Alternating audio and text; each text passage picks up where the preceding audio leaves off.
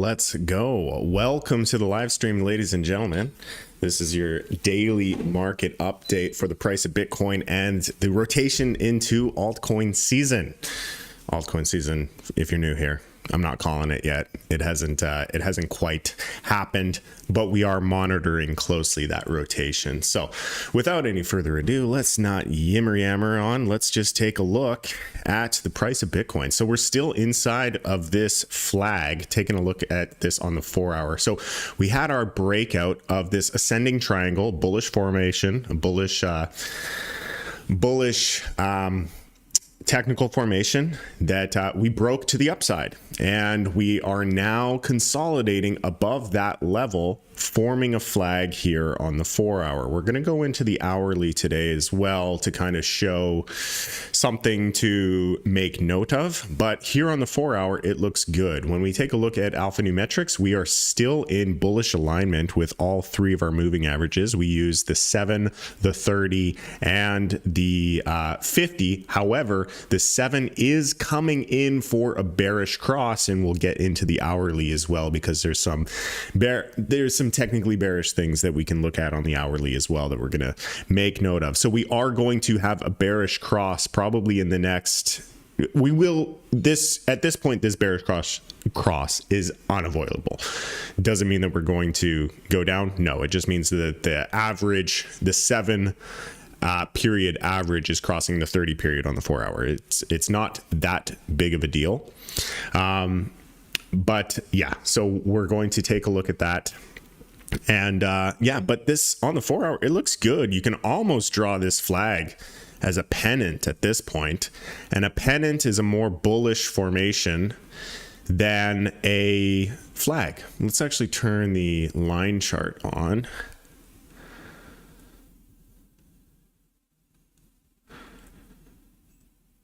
And then give our candles back. And we've got this pennant. So that's a more bullish consolidation. And we do have demand. Look at this tail. Look at this demand tail coming in here. You know, we fell out of the flag and it was bought back up. If we take a look at the RSI, we can also see a bullish divergence here on the RSI. You can see a low. Let's get our pointer here. We can see a low, a higher low, and a higher low. Whereas on the RSI, you see a low, a lower low, and a lower low. So bullish divergence on the RSI. The 4-hour is looking fine. We'll get into the higher time frames in just a moment, but let's take a look at let's get the bearish stuff out of the way. When I take a look at the hourly chart, the price action is looking a little dumpy. So one price structure is very hard for newer traders to interpret, because often when you're looking at patterns, you're trying to see something that you learned about, as opposed to have been around long enough to have seen many different patterns and formations and be able to properly identify what's going on. But one simple thing that you can look out for, one simple characteristic that I think is noteworthy for your analysis, is the formation of W's and M's. Okay, it's a very simple it's a very simple pattern that you can recognize in consolidations to give you hints as to whether there is more supply in the consolidation or if there's more demand. And in this consolidation on the hourly, which is a small time frame, we can't give it too much credit. It is a small time frame. We don't have a W. What we have is an M.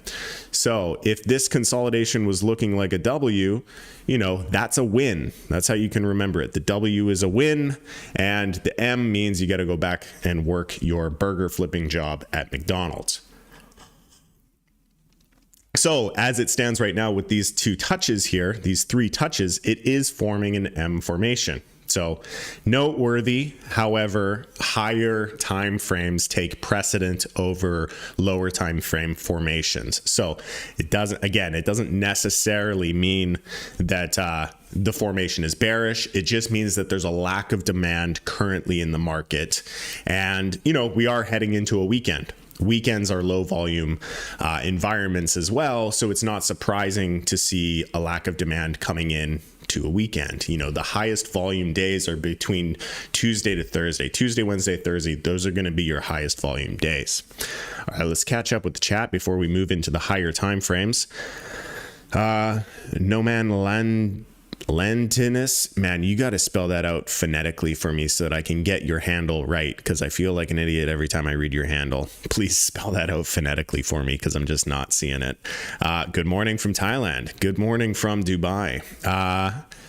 Amjad, 90% going to 70K. That's pretty high conviction there, my friend. That's pretty high conviction. I don't usually operate under the assumptions of anything over 70%. But do tell, why do you think we're going to 70? Let's take a look at some higher time frames and see if we can align with that bearish bias. Let's flip over to the index chart. This is what we're looking at. It's not out of the realm of possibility for us to come down and retest these lows, but I'm going to go ahead and publicly say that I don't believe 70 is on the cards. I don't believe that we are going to create a new low in this range. I think that the market is already too bearish for us to create a new low. That's my personal thoughts. I think that the low is in. Let's see if we can get any hints from volume. We got a little bit of a volume spike here, declining volume overall. Yeah, who knows? We'll have to wait. I do think that it's entirely possible for us to retest this support range and kind of retest this area right here. But I'm not sure about 70. High 70s, yes. Low 70s, no. At least that's my conviction so far. But taking a look at our moving averages, taking a look at health here, we did get our bullish cross a few days ago, and we are holding on top of the 7. So the first kind of thing that would be concerning is if we closed a daily candle close below the 7. As it stands right now, we are above the 7. The 7 is at a price of 86,571 here on the index chart. So if we close today's candle below 86,571, then that would be kind of the first indicator that, we could have a little bit of concern for a downturn. But as long as we consistently print candles above the 7, we are in a strong, healthy uptrend. Current support below us at the 30. And it is curling up. It is curling up and lining up with the 200. The 200 is this wave, by the way. So the 200 and 30 currently holding very, very strong support.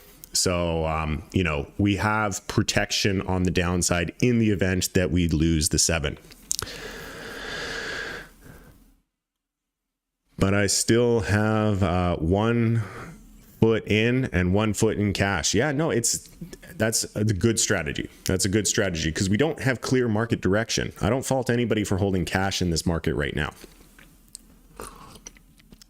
Hey, yo, Zhao AI. How's it going, brother? Spam your tickers. Show me those obscure ones. All right, let's go to the 3-day. The 3-day is one that we don't spend too much time on, but I always forget that it's a very powerful chart. Excuse me. It's a very powerful time frame to make note of. And we do have the 30 crossing the 50 here, but that's not, the 50 is not really my signal line. The signal line for me is the 7 and the 30. Did I say that the orange line's the 50? The 50 is not my signal line. The 30 is my signal line. 7 and the 30 is where I focus a lot of my attention. And here on the 7, where is the 7? Oh, the 7's down here. So holding strong support at our prior breakout range here at 83. So we got a lot of support. But we could dip down. We could dip down and test some of these levels, test the 50, test the 200, and worst case scenario, test 83. But I do think that on this chart, we would hold the 7.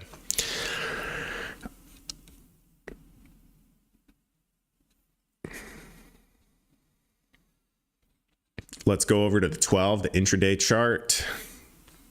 12 losing support on the 7, so that could be the early sign. That could be the early sign that we are curling down here.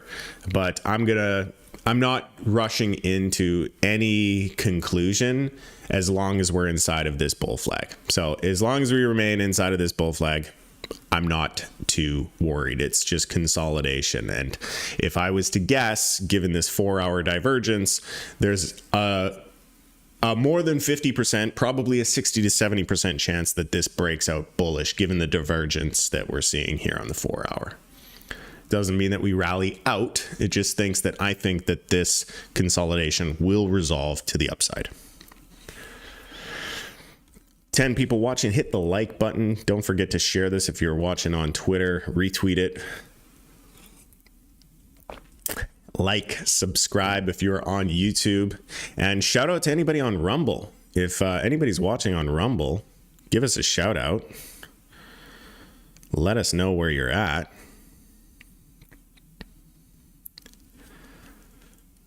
How do I see anybody watching on Rumble? I don't get feedback on Rumble. It's weird. Yesterday, we had a ton of people watching on Twitter, and today, not so much. Everybody's on YouTube today, which is cool. That's cool.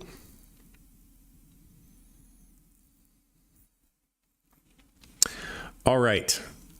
Let's move into the progression of Bitcoin dominance. Let's bring this down to a smaller time frame and see if we can get any clues that would indicate an altcoin rotation taking place. And right off the bat, we started off the show talking about W's and M's. W's are your wins and M means you go back to McDonald's. Here on the daily chart, we're seeing a W. You've got this W formation.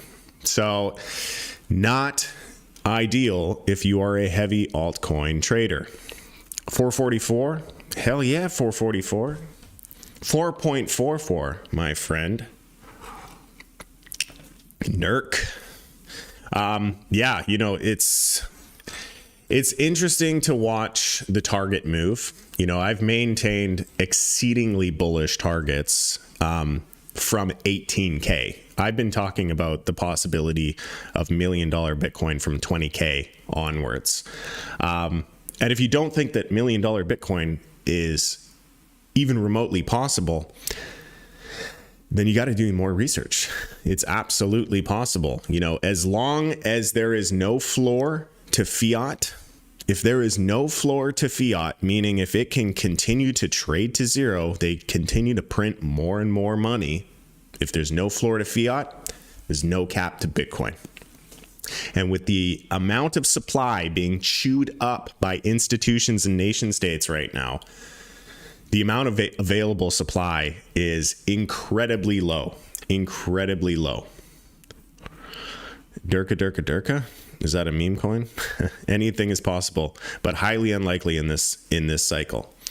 It's definitely leaning in the probability of less likely. I will agree with you there. But you're saying highly unlikely as though it's impossible. It's not impossible. It's not impossible. It seems unbelievable currently, but if Bitcoin makes $100,000 move in a week, it'll seem a lot more probable. There's just so little Bitcoin there. If people start to pile into Bitcoin, like really start to pile into Bitcoin, if you get a retail FOMO into Bitcoin with the amount of available supply, you're going to see $10,000 candles, $20,000 candles every single day.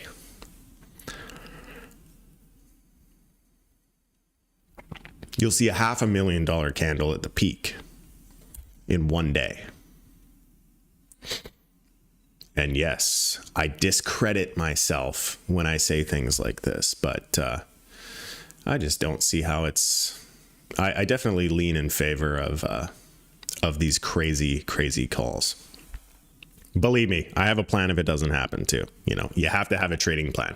I have my bias, I have my beliefs, but I also execute on definitive points in the market. When certain indicators flash certain signals, I'm out. So if the top comes in at 200, I'm out. If the top comes in at 400, I'm out.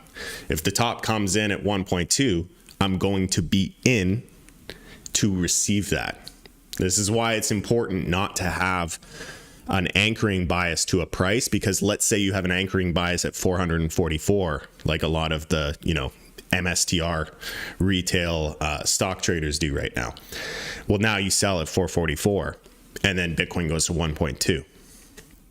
You have to have other things in play, not only to keep your bias in check, but to allow yourself to achieve targets that are beyond your comprehension. And again, we'll see. It's anybody's guess. My guess from the beginning has been a range of quarter million to 1.2 million. It's a massive range. And the reason I have a massive range is because I execute on technicals. All right. Yeah. So Bitcoin dominance, we're not seeing a rotation anytime soon. This looks like it's ready to pop above 62%. Resistance point will probably come and revisit at least 64 to probably 65. I think 65, maybe a retest of this wick right here. Let's make a note of that wick. 64, 3, 65, something like that. With some candle fills, not just this wick. But yeah, I don't think Bitcoin dominance is done climbing just yet, which means that overall, it's not the most favorable conditions for altcoins. That doesn't mean that certain altcoins don't do well. It just means that the vast majority of altcoins don't do well.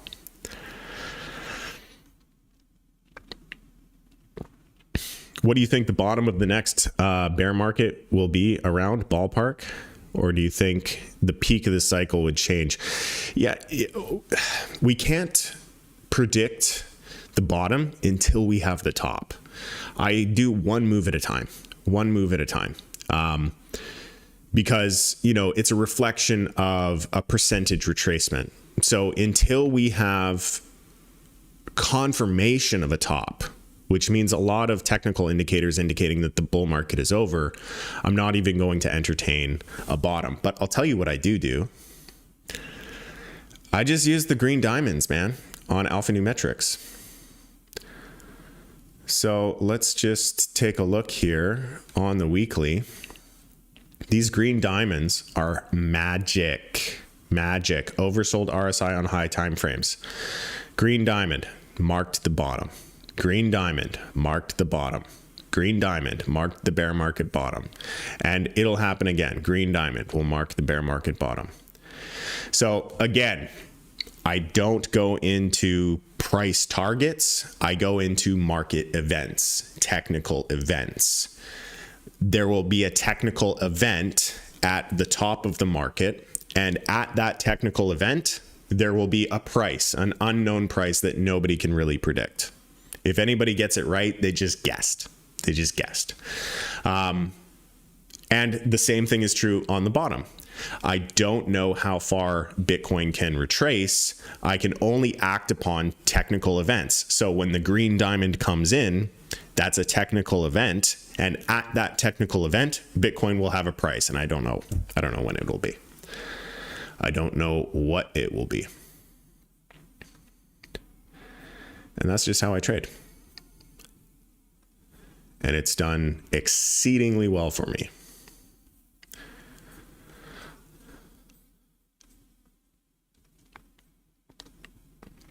May as well take a look at how we're progressing here. This is in green is the last cycle, in orange is the cycle prior, and in red is the cycle prior to that. So we have 3 cycles on the books. Given the spacing of these, you would be looking at basically kind of 2 logical targets, one around here at around the 800 to a million, and then one around here at around kind of the 200 to 300 or 400 level, if we were to fill these gaps. Or maybe we follow one right on, but this is kind of the price range that we are looking for and the time duration that we are looking for, which brings us to Q3 to Q4 of this year. People are already calling 2026 for the bull market. I don't personally think that we have that much time. I think that the bull market top will resolve this year.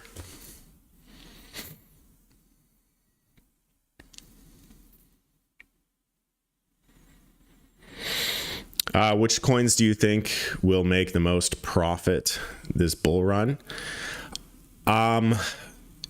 Pegging down individual coins, I'm not so sure about that. I think Solana is going to be a large recipient. If you're talking about which one's going to do 100x's, obviously it's pretty hard for Solana to do 100x at this point. Here's the thing. Here's the thing to keep into consideration. You can take some high risk bets on super small cap coins that have the potential to do 100x plus. But the problem with that is you can't put a large size into those bets. You're far better off with the blue chips like Solana, Cardano, XRP, when placing those bets, because you can give those assets a larger size. So if you can only put in 1% into a gamble and hope that that it does 100x, you can put in, a 10% bet into a more established blue chip and hope that it 10x's and you get the same return. So degenerate sector to pay attention to for those 100x's with small position sizes. As I've maintained here for a long time on the channel, I think ordinals are going to be a very crazy sector to pay attention to, mainly because I focus on where the innovation is taking place. There's no innovation on Solana. Zero, zilch, absolutely none. No innovation on Solana. There's no innovation on Ethereum. There's no innovation on Cardano. There's no innovation on XRP. Absolutely. There's no innovation anywhere except for Bitcoin. Bitcoin is showing a ton of network upgrades, a ton of protocol integration, a ton of developer activity.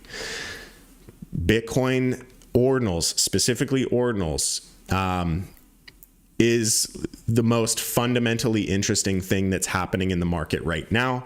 And that's not just me saying, hey, I'm a Bitcoin maxi and Bitcoin's doing things, so that's exciting. No, if you look at the market objectively, where are the most new things happening? Where are the most new protocols? Where are the most new token standards? Where is the most new infrastructure being built? All of the new shit is happening on Bitcoin. So pay attention to the ordinals ecosystem. There's certainly 100x's in there. We've done several 100x's in the private group with ordinals, and we've even done a 2500x, which was absolutely insane with the UNATs, the digital matter theory. Speaking of the private group, ladies and gentlemen, if you don't already have an account, go to blackbox.pro. Let me pull it up.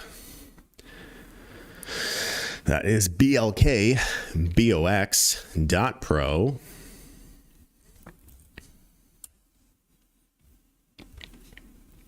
Sign up for your free Bitcoin trading bot dashboard today. Just click the Get Started tab. Get started, and you will be redirected where you can put in a email and password. That's it. Email and password, sign up. Once you get into your dashboard, you can gain access to the Discord right here. So get set up, get into the dashboard, and then you can join the Discord right there. So hope to see you guys in the Discord. All right.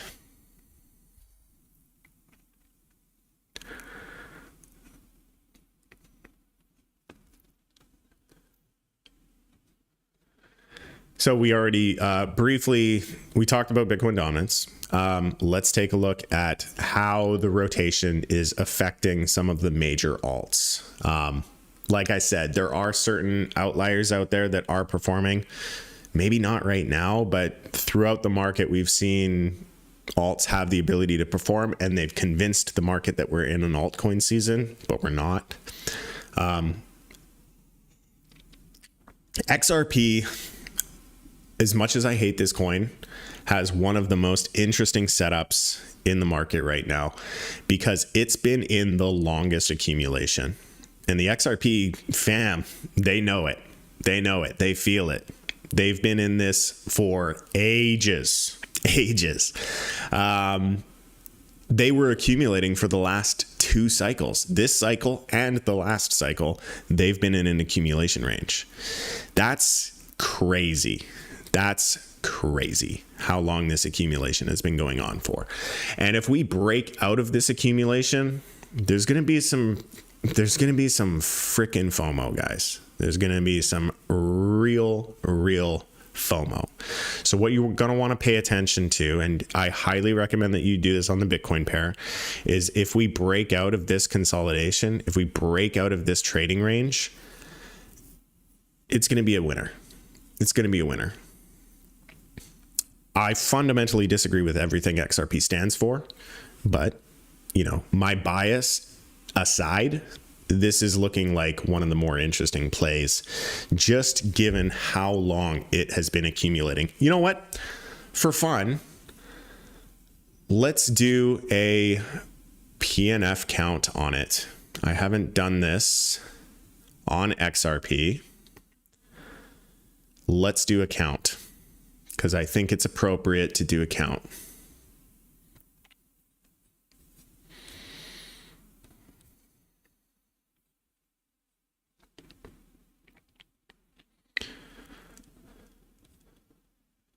You'll have to bear with me because this does kind of take a while, so I'm sorry. But we should know. We should know what kind of a count we're looking at here. So I'll go from the seller's climax to, let's say we rallied out here.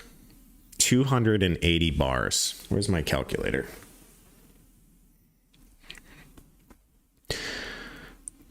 $280 bars. I know XRP soldiers keep saying $10 to sell his bag. I hate XRP. If this plays out, I think $10 is pretty achievable, and I hate XRP. So I don't like to get people too excited about it. Hell yeah, XRP will rule the universe. Not happening. You're trolling. You're trolling, brother. All right. So 280 times 2670 sats times a 3-box reversal is 2.2 million sats. 2.2 million sats. That's insane. That's insane. That's a massive rally. Holy shit. Is this right? Whoa. Yeah, no, it's going to take people off guard big time if this plays out, because the accumulation is so strong. That's bringing it up. Let's see, where's the 2.2?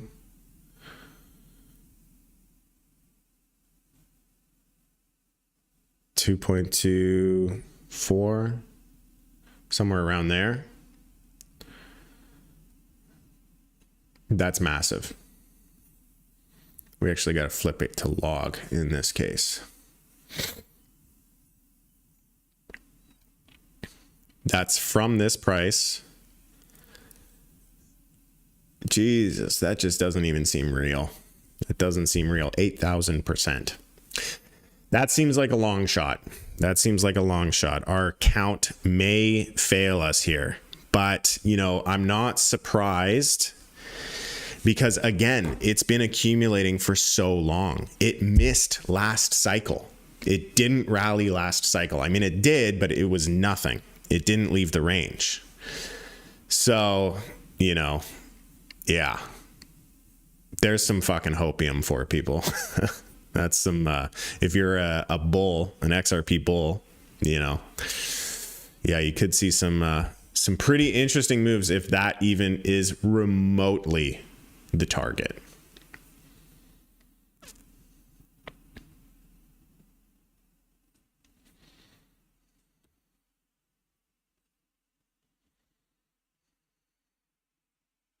Gonna flip ETH easy. Yeah, I mean, it's ETH. ETH is fucking trash. Anybody can flip ETH. ETH is done, man. ETH is done. I'm sorry. I'm not even gonna be gentle about it anymore. If you're an ETH bull, you're wrong. You fucked up. Sorry. It's over. ETH is done.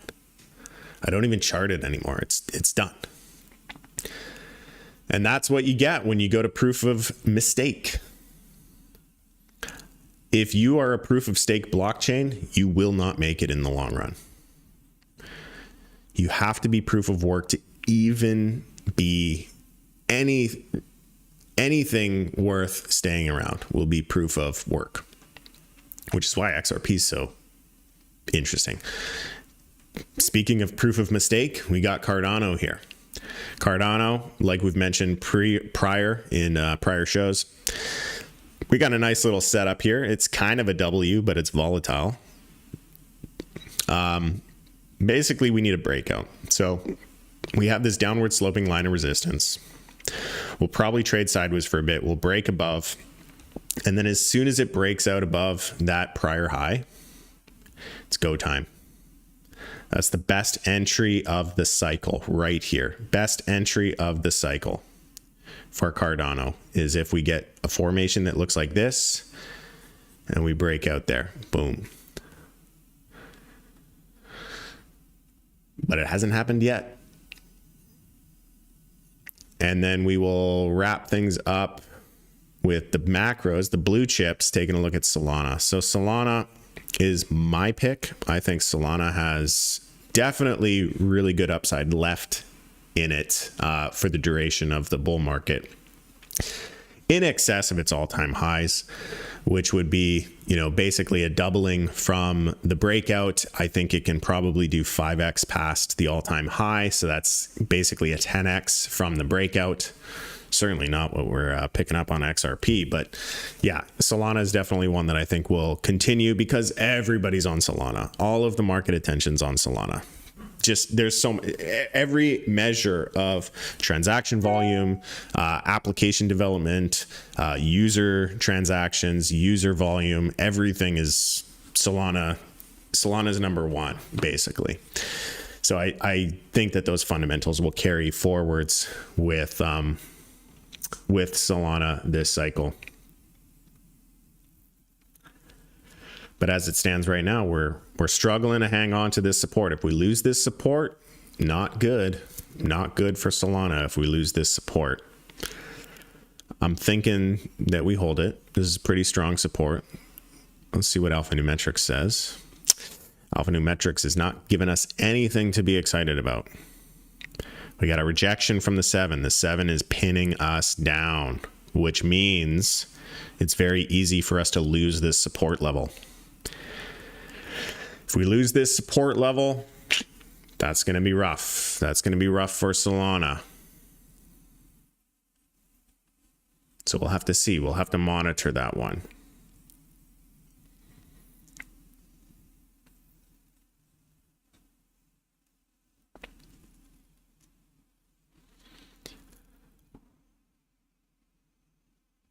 We'll briefly touch on Track. Hypermall is launching mid-April. And Hypermall will be an application for building applications. You're going to see DEXs. You're going to see liquidity pools. You're going to see lending protocols. You're going to see full-blown DeFi on Bitcoin as a result of Track and the TAP protocol. So definitely one to watch. This is the chain link of Bitcoin.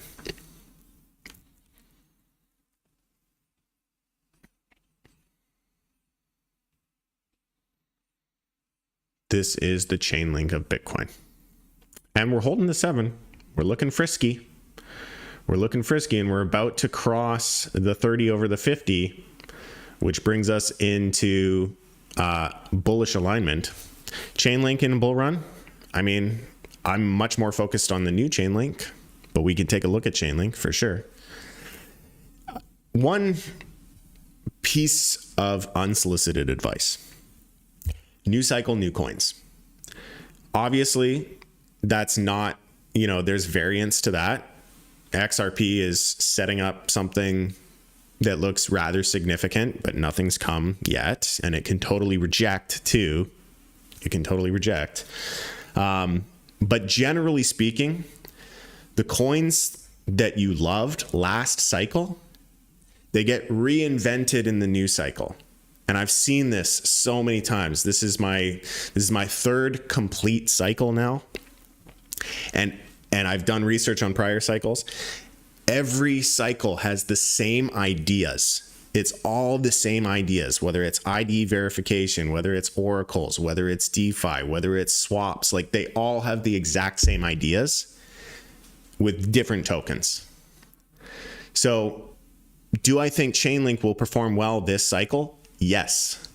But I think the new Chainlink will do 10 times or 20 times or 100 times better than today's Chainlink.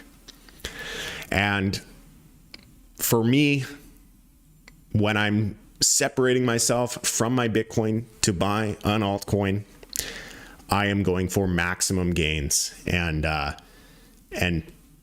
anecdotally, from what I've seen in the past, new cycle, new coins.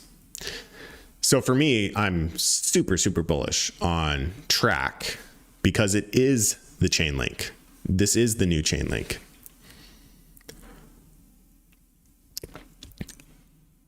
But we'll take a look at Link. Let's do that. Let's take a look at Link. Do I have it on the list? No, I don't.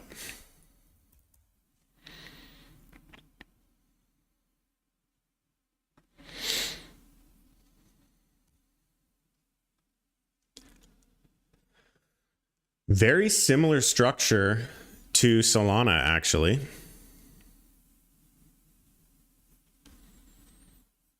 Very similar structure to Solana, and not great because it's being pinned down. It's got a lot of resistance to overcome. It got a rejection from the 7. Doesn't mean it can't break above it, but as it stands right now, we're definitely leaning bearish on this one. We're leaning bearish on this one.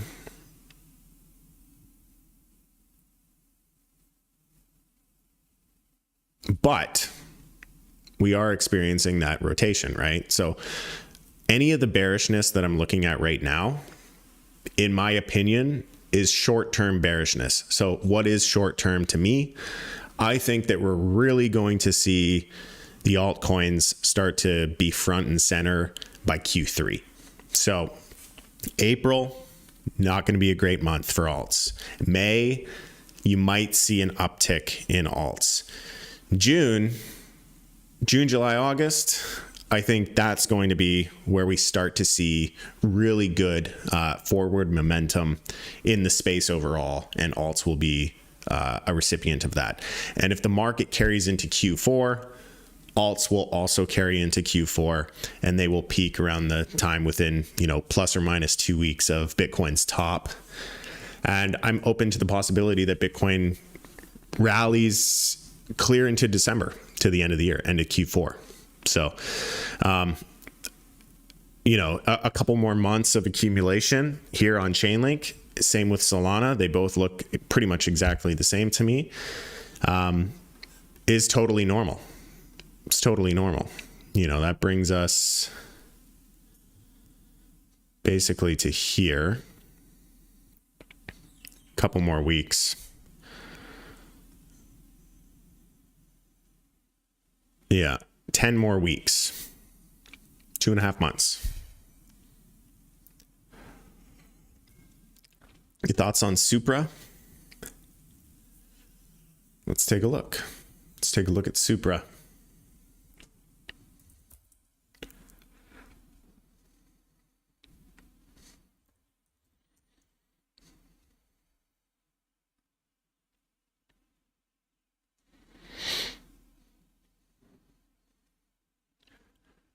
What do we know? What do we know?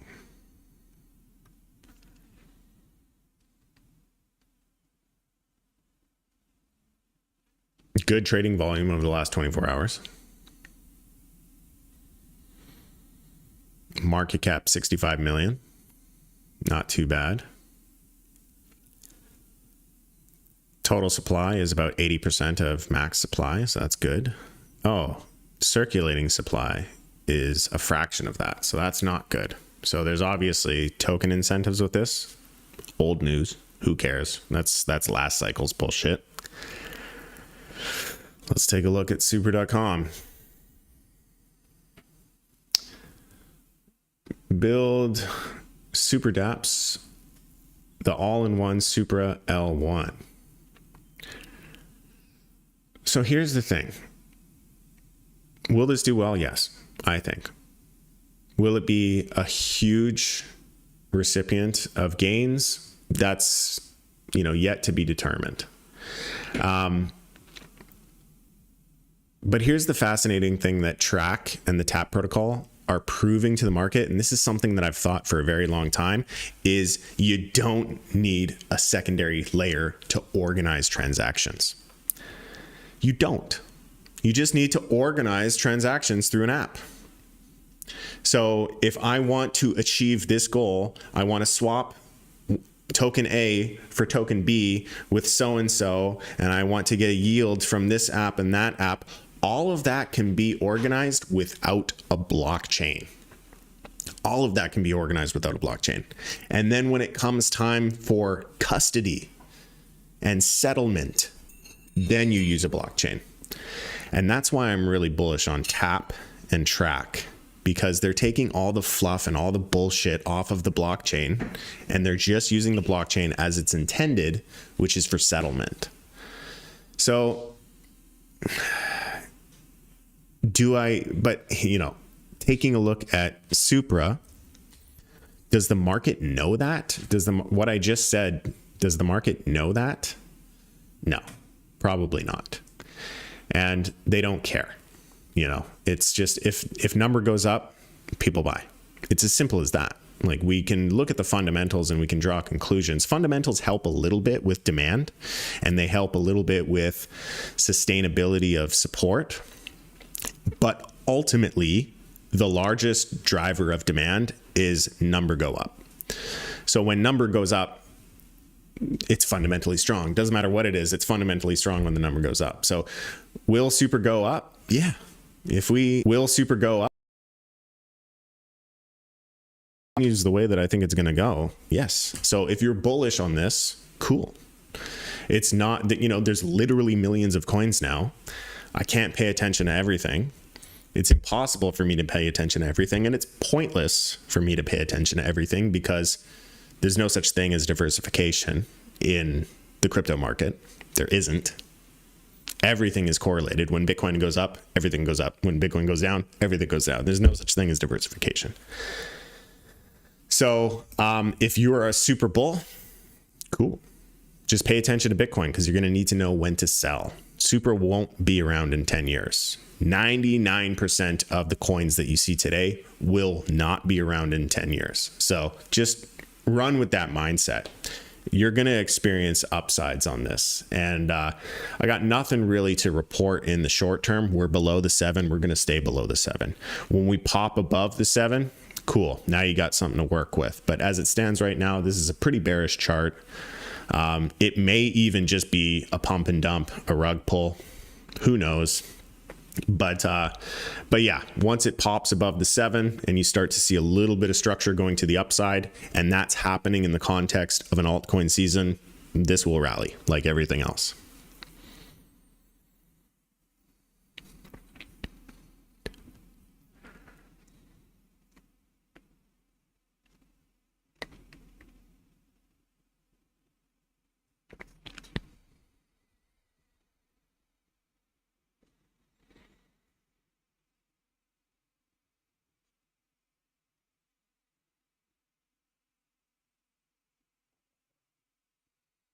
Am I still live?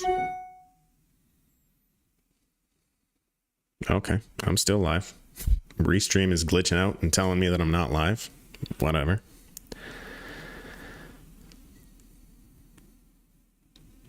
Can I get just a 1 in the chat letting me know that I'm still live? All right. What else can we take a look at? Yeah, I don't really want to get too into the weeds. You know what? Let's shift gears a little bit here. And let's look at the fundamentals a little bit more. Let's take a look at gold. Gold, man, gold is so strong right now. Gold is so strong right now. This is a leading asset, ladies and gentlemen. Gold is ripping. Really, really good chart on gold. It couldn't be healthier. This is the healthiest chart in the market right now, is gold. Gold is leading Bitcoin. So, you know, if Bitcoin's doing this, or if Bitcoin's doing this, let's do a weekly comparison. So it's done a retracement. So if Bitcoin's a few weeks behind gold, this is what we're going to see in Bitcoin. You're going to see this uptrend leading into Q3 and Q4 of this year.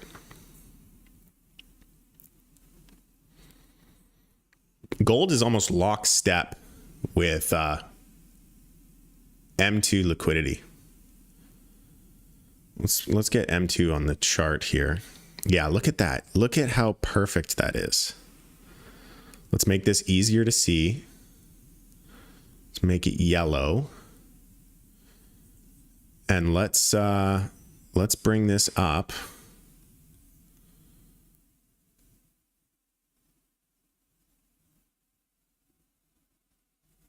Let's bring this up. Perfect. Look at how freaking perfect this lines up. It's lagging by like a week, and that's it.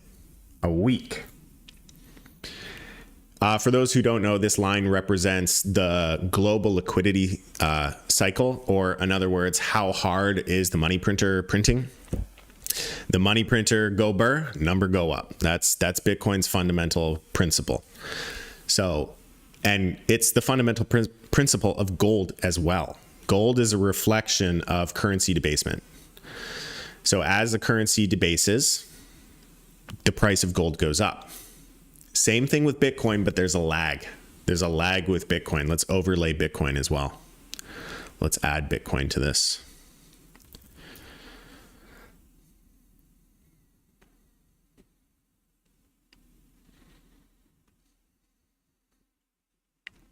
See how it's offset a little bit? So it's offset by about, let's see here. Here's the rally.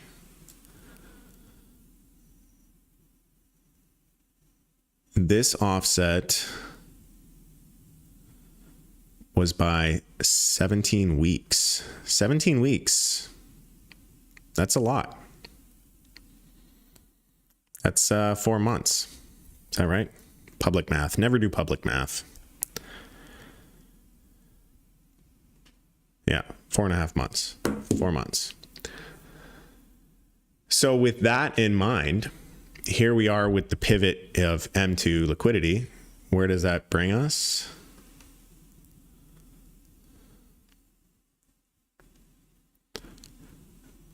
That brings us into May. Just like we said. May. April will be choppy. May is where it all turns around.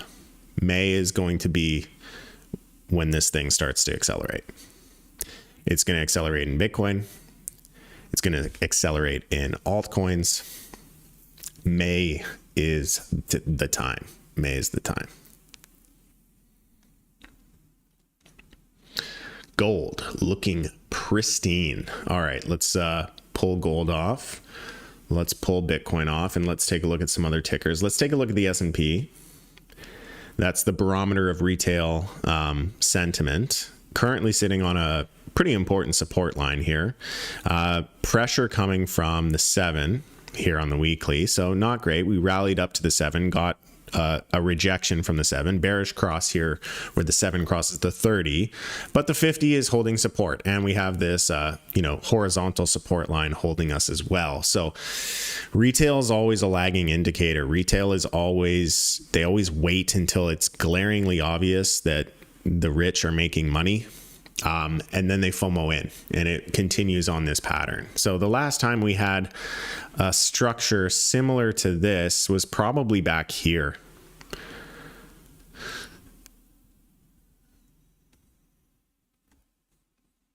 Yeah, kind of, sort of, not really. Back here. It was much weaker though, like not as developed. Nah, it's not really the same. We had a, well, yeah, okay. So we came down, we touched the 50. We got a bearish cross on the 30, and then we got the move up. And from that bullish cross, the S&P rallied 35%. So we could be setting up for something like that again, you know. Liquidity, M2 is in an uptrend. M2 is in an uptrend. Liquidity is pumping into the market. Liquidity is a measure of asset value. So even though retail's, paper-handed pussies that are selling, it doesn't negate the fact that the underlying assets need to be repriced.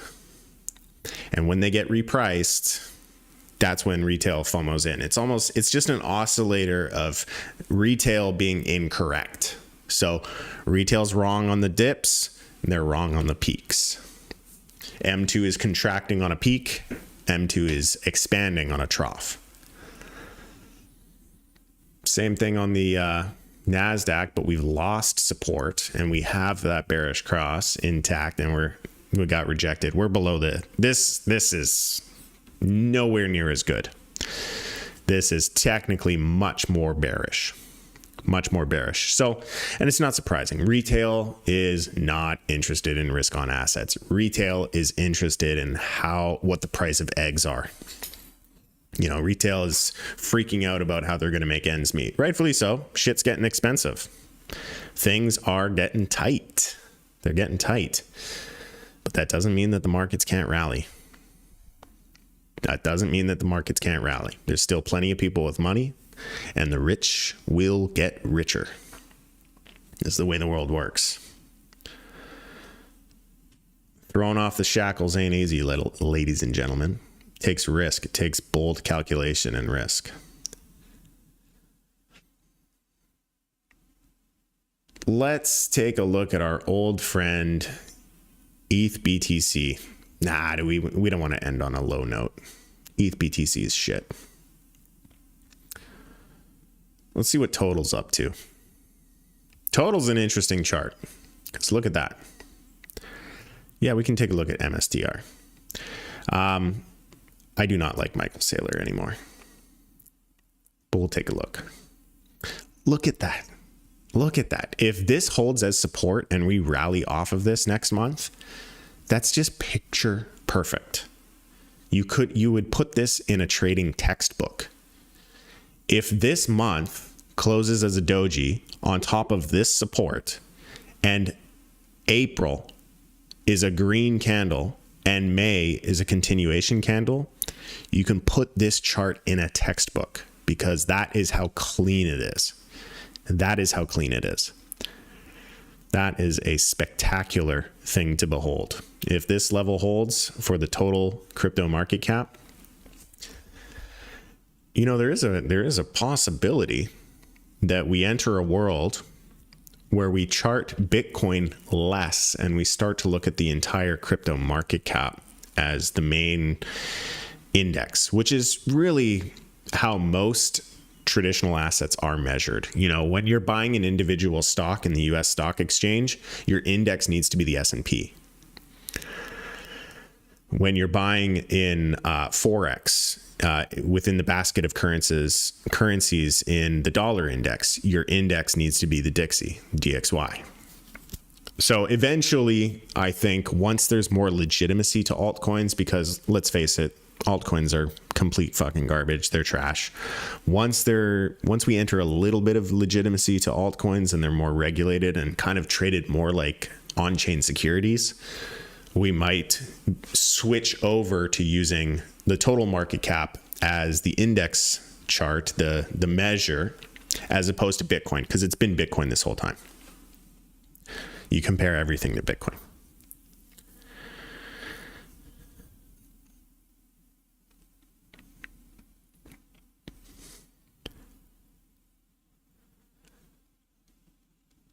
All right, MSTR.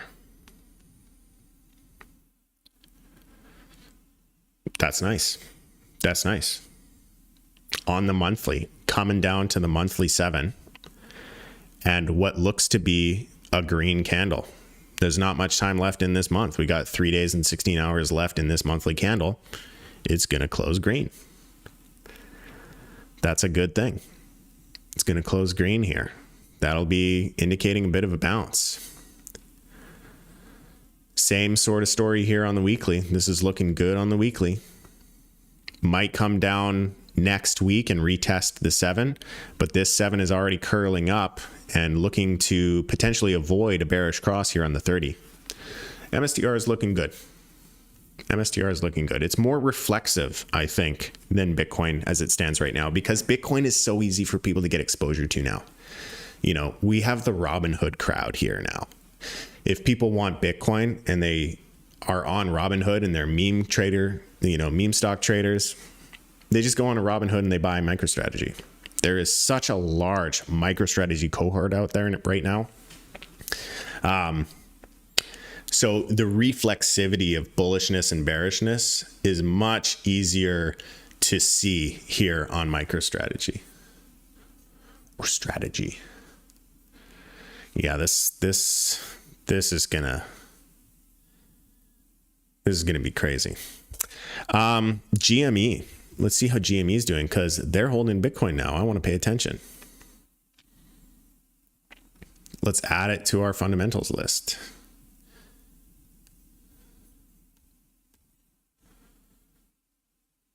They haven't bought the Bitcoin yet, but they've announced a rather large purchase of Bitcoin.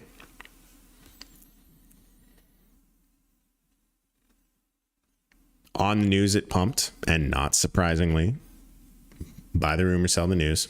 The news day it pumped, the next day it dumped.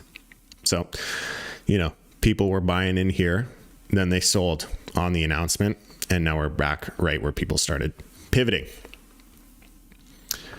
Bullish divergence. We have equal lows here and a higher low here on the RSI. GameStop is going to start rallying. It's just a matter of when. GameStop's going to start rallying. Because they're going to pull a MicroStrategy. They're literally going to pull a MicroStrategy. They're going to sell bonds. They're going to sell all this shit.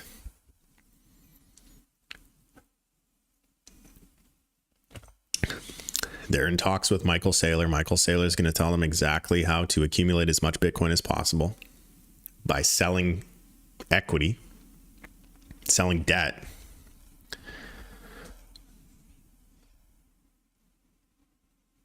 Yeah. All right. We'll wrap things off. We'll round things off here with Bitcoin. Let's see how we're doing on our flag.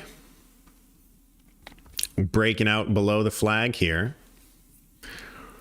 So then maybe we don't have this pennant that we were so happy with.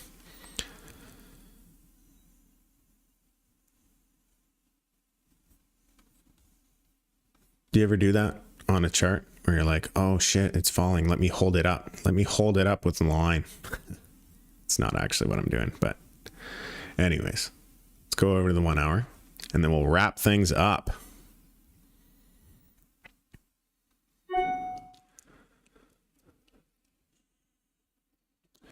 Yeah, this area needs to hold. Oops, that's not what I want to do.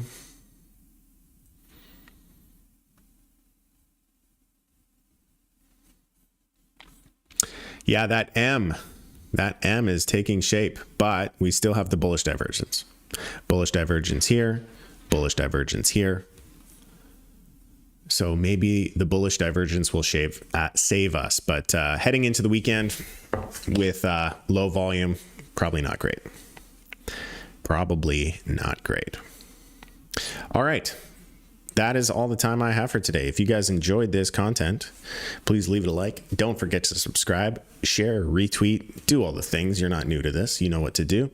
And we will see you guys on Monday. I'm going to take the weekend off. If we get some crazy price action, I'll probably go live, but it needs to be noteworthy price action. So until then, we will see you guys on Monday. Check out blackbox.pro, join the free community if you want updates in real time as to asset allocation, alts that I'm looking at, trades that I'm taking. All of that information is found in the Discord. Join the Discord. If you aren't on Discord, what are you doing? You can't be in crypto and not be on Discord. Get into a Discord community. Ours is great. It's free, comes at no cost to you. And we will see you guys in there. Peace. Trade safe.